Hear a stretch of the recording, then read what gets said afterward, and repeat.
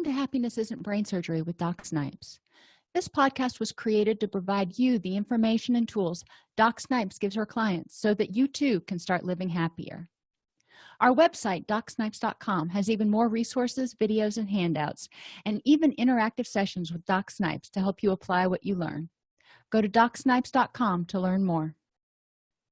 Hi, everybody, and welcome to Happiness Isn't Brain Surgery with Doc Snipes, practical tools to improve your mood and quality of life. Today, we're going to talk about how to stop people-pleasing. It's important to be able to set boundaries. When we people-please, a lot of times we negate our own feelings, our own needs, and our own wants in order to please other people. Now, sometimes people-pleasing is okay. We do things to make others happy, and that brings us happiness. That's wonderful. But when you're people-pleasing to the extent that you're getting overly tired, you're getting worn down, you don't feel like you have anybody helping you out, then that's when it becomes a problem. So the first thing to do is figure out, why do you people please? Are you trying to get approval? You need others to tell you you're okay because you don't feel okay yourself, or you're afraid of being alone. And that fear of isolation, fear of rejection is huge in people who people please. A lot of times they're afraid that if they aren't actively people pleasing and doing things to make others like them, that they're going to be alone. And I would encourage you to work on your self-esteem and look at, why are you all that in a bag of chips? Why are you a good person? And we're going to talk in a little while about the fact that everybody has strengths and weaknesses. We're all fallible. Nobody's perfect. So recognizing and accepting that, but also accepting that you're a good person despite the fact that you're not perfect. Just like your best friend is probably a good person despite the fact that he or she is, guess what? Not perfect either. So figure out why you do it. It could be for approval. It could be because you fear rejection.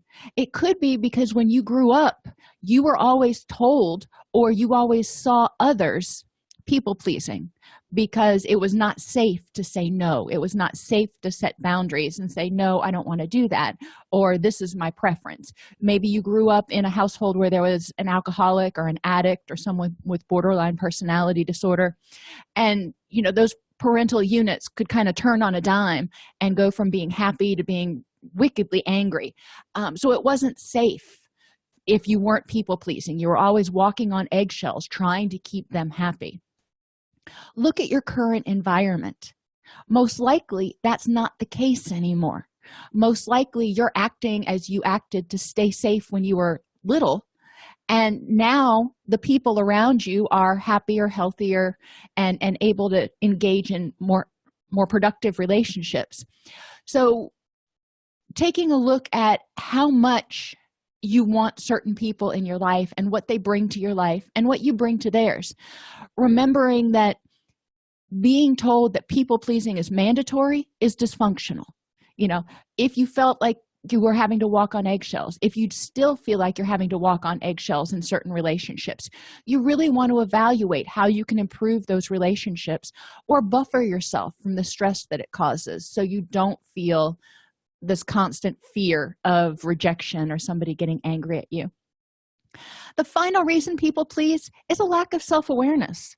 They do things for other people because they don't know what they want, what they like. They have always grown up kind of being a chameleon for one reason or another. It may be because it wasn't safe to have their own opinions, or it may be because they weren't ever encouraged to figure out what their opinions and likes and stuff were.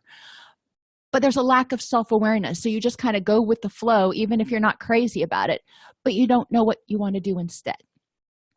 So once you figure out why you do it, then you can start addressing it. When you stop people-pleasing, or in order to stop people-pleasing, you need to have a good self-esteem. You need to be able to look in the mirror and go, you know what? I'm not perfect, but I am a really awesome person. And if so-and-so has a problem with that, that's their problem. And that is way easier said than done. Don't get me wrong. But it's important to be able to do that. It's important to recognize that it is not your responsibility. It is not your responsibility to make other people happy. We are all responsible for our own emotions. So if you do something somebody doesn't like, if you unintentionally did something to hurt their feelings, then apologize for it. But if you do something they don't like and it's something you feel strongly about, tough tiddlywinks. You don't want to intentionally hurt somebody, but for example, if you're a college student or you're somebody getting ready to go to college and your parents want you to choose a certain major and that just doesn't appeal to you, so you choose the major you want and they're mad about it, well, let them be mad. That's more about them than about you. So that's what I'm talking about when I'm saying that if you do something that somebody doesn't like or they have a differing opinion, there are ways you can work it out, but you need to be true to yourself. You need to live authentically. So the next step is to examine the benefits and drawbacks of people pleasing. Why do you do it? What does it get you? Does it get you, what kind of rewards does it get you? Some people please because they don't want to be cut out of the will. Some people please because they want to maintain peace in their household. Some people please in order to get approval from others and to look better in somebody's eyes. What are your benefits? And what are the drawbacks? Yes, there are drawbacks, or you probably wouldn't be listening to this. People pleasing is exhausting because there's always other people who want to be pleased, and you're only one person. People pleasing takes care of other people's needs, and yes, it can be rewarding, but it can also be very draining. So the drawbacks to people pleasing tend to revolve around you running out of energy, getting worn down, and not getting your needs met. The next step is to look at the benefits and drawbacks of taking care of yourself. And some people, the thought of taking care of themselves and putting themselves first is scary as hell. And I get that. But you've got to remember that if you are not there to people please, if you are not there, you can't be there to people please. You can't be there to help somebody out. If you're worn down and you're, just a puddle of quivering, I can't function mess. So it's important to take care of yourself. So the benefit to taking care of yourself is that you can be there for other people and you can enjoy life. The drawbacks is it may tick some people off. When you first start setting boundaries and going, I can't help you move this weekend, or you know what, I can't pet sit for you anymore, or whatever the boundaries are that you need to set. Initially, people are used to you not putting up any resistance, so they're going to kind of bristle and go, oh my gosh, she told me no. That's okay. Part of the way to work around this and make it less of a drawback is to communicate effectively and to try to create a win-win. We'll talk about that in a few minutes. But you want to make a list on, 4 separate sheets of paper. The benefits of people-pleasing, another one, the drawbacks of people-pleasing. The benefits of taking care of yourself and the drawbacks of taking care of yourself. And complete it, and then go back the next day and see if there's anything else that you want to add to those sheets. So you get an idea of why is it that you want to stop people pleasing? Why is it important to your health, well-being, and welfare? The next step is to identify who and what is important in your life. In order to figure out what's worth your energy and what's not worth your energy, what things that, if you're going to have to choose among activities and pleasing people, who is most important to please, you've got to know what's important in your life. And that includes yourself. Again, if you are completely worn down, you're not good to yourself or anybody else. So you need to be happy and healthy. But what else and who else is important in your life?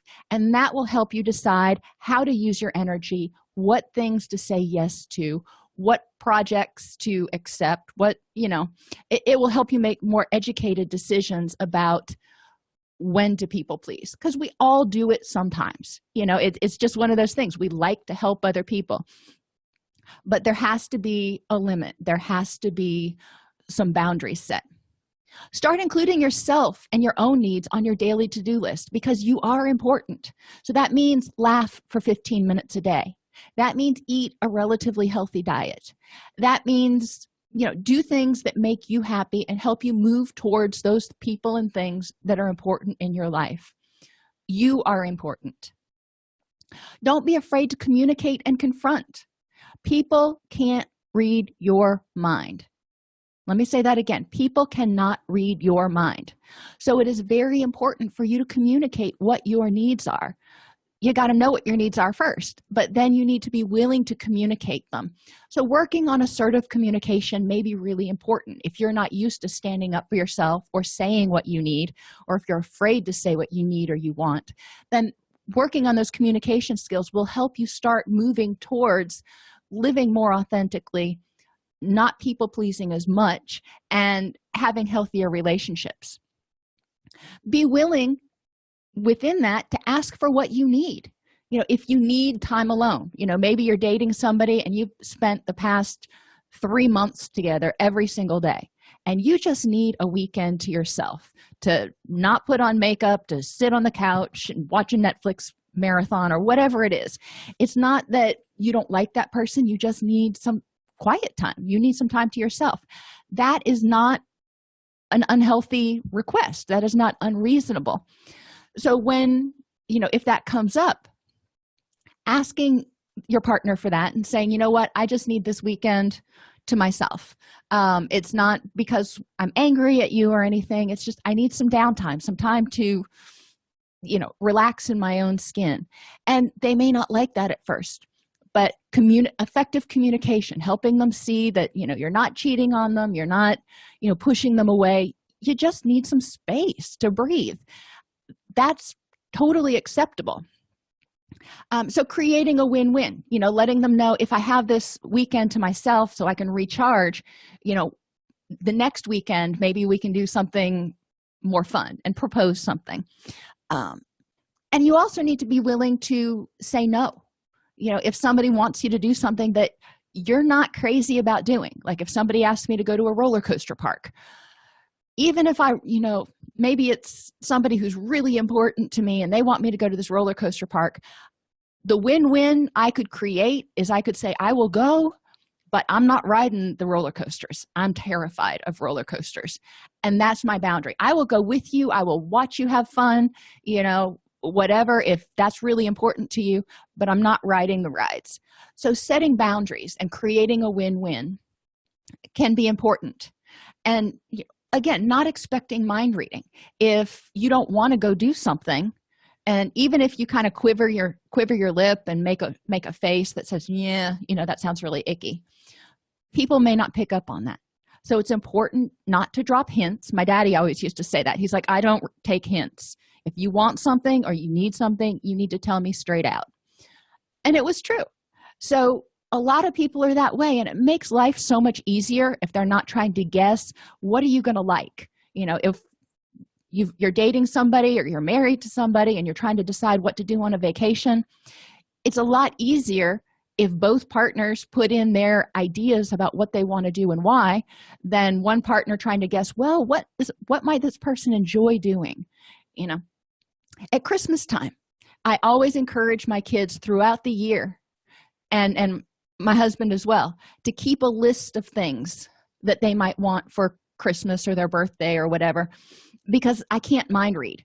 And the older they get, the more expensive their presents get. So I want to get them something they want, but I don't want to just be throwing money away. So if they keep a list of things, then I'm more in tune to what they may want, and then I can choose from that list. So there's still a little bit of a surprise, but it makes it easier on me because I'm not stressed out trying to figure out what they might want, and it makes it easier on them because they don't have to act like they like something that they never wanted in the first place. Remember that social conventions are mostly arbitrary, and you generally have no obligation to follow them. So if there's an office party and you just really don't like office parties, you can turn in I'm not going to be there RSVP. You don't have to go to every single party you're invited to. You don't have to do every single thing that people ask you to do. People are often going to ask you to do things in hopes that you will, but a lot of times it's not going to be the end of the world for them or for you if you say no. So it's important that you are willing to assert your own boundaries and not feel obligated to do something. If somebody invites you to their birthday party and you go to their birthday party, but for whatever reason you went and it was a really awful time, don't necessarily feel obligated to invite them to your birthday party if it didn't turn out well, if it was oil and water. So there are a lot of times when people, especially in social situations, when people feel pressure to like invite everybody at the office to their wedding instead of 3 people because they don't want to hurt anybody's feelings. If you want a small wedding, you want a small wedding, and that is okay. And it's important to let people know that for whatever reason, if you wanted a small wedding, you're not inviting everybody. It's not that you don't like people. It's just that you're keeping it to a very small number. Another thing you can do to stop people pleasing is challenging your inner critic, because your inner critic, especially if you grew up where you were being told that people pleasing was necessary, your inner critic is going to say, you have to do that. You're a lousy person if you don't do that. You need to step up to the plate. And sometimes you need to step back and tell your inner critic to be quiet and address what you need in the here and now. Your inner critic is going off stuff that it learned when you were little, when you learned growing up. But that's not necessarily how it is now. Your inner critic could be driving you to get worn down. So sometimes you got to step back and say, no, that's not in my best interest. You are your own best advocate once you know what you need. So it's important to get in touch with yourself and figure out, what do you like? What do you dislike? Sometimes we'll go out to dinner and my husband will say, where do you want to go? And I truly have no opinion. I just want something edible.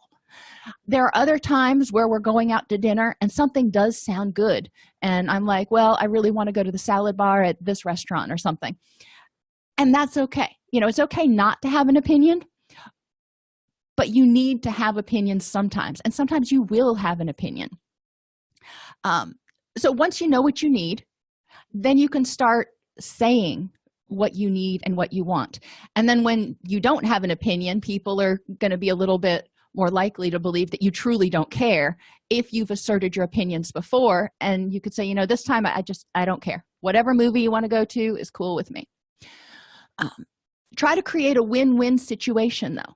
So when you are working with other people, when they're asking you to do things, when you're saying no, you always want to try to create a compromise that works for both people. So maybe you're not going to help them move this weekend or help them out with a project at the office, but you can do something else for them.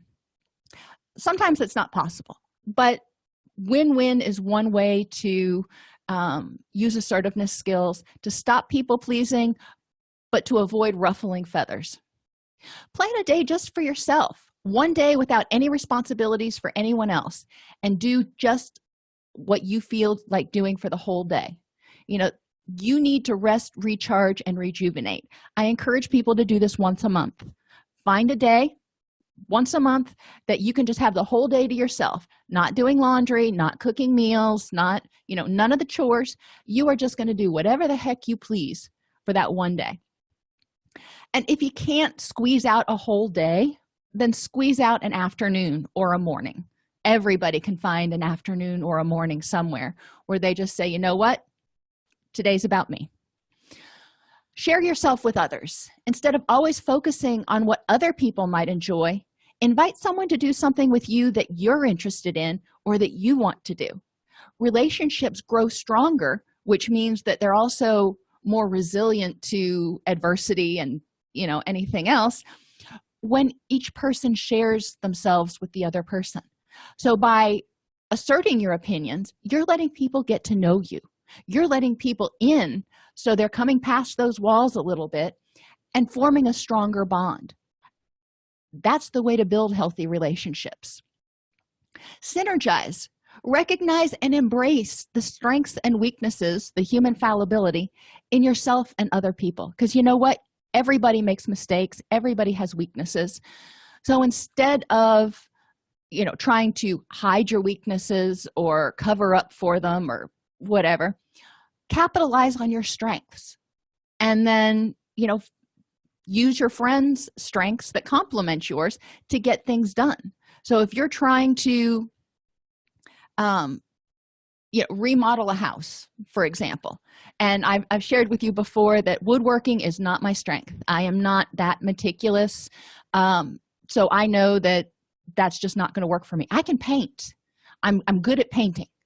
So when we're working together, we identify what are our strengths and how can we work together to accomplish this task that we both want to accomplish. And I can state my preferences. I would rather do the preparation for everything, pull all the carpet out and whatever, and then paint. And I would prefer if you would do the woodworking and this, that, and the other thing over here. And we can talk openly about what our preferences are.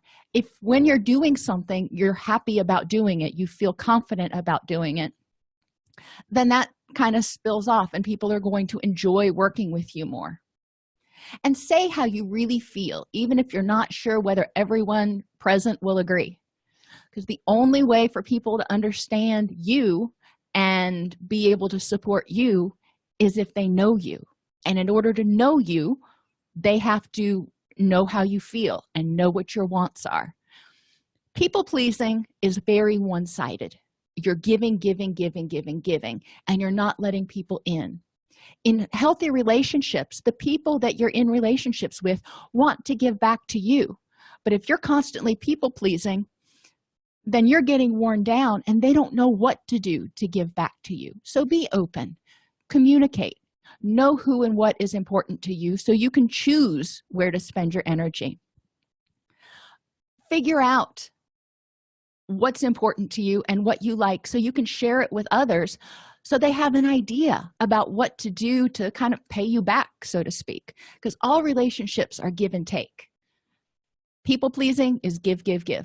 Healthy relationships are give and take. Hopefully this has given you some ideas on how to stop people pleasing and start developing healthier relationships. Thanks for tuning into Happiness Isn't Brain Surgery with Doc Snipes. Our mission is to make practical tools for living the happiest life affordable and accessible to everyone. We record the podcast during a Facebook Live broadcast each week. Join us free at DocSnipes.com/Facebook or subscribe to the podcast on your favorite podcast player. And remember, DocSnipes.com has even more resources, members-only videos, handouts, and workbooks to help you apply what you learn. If you like this podcast and want to support the work we are doing, for as little as $3.99 per month, you can become a supporter at DocSnipes.com/join. Again, thank you for joining us and let us know how we can help you.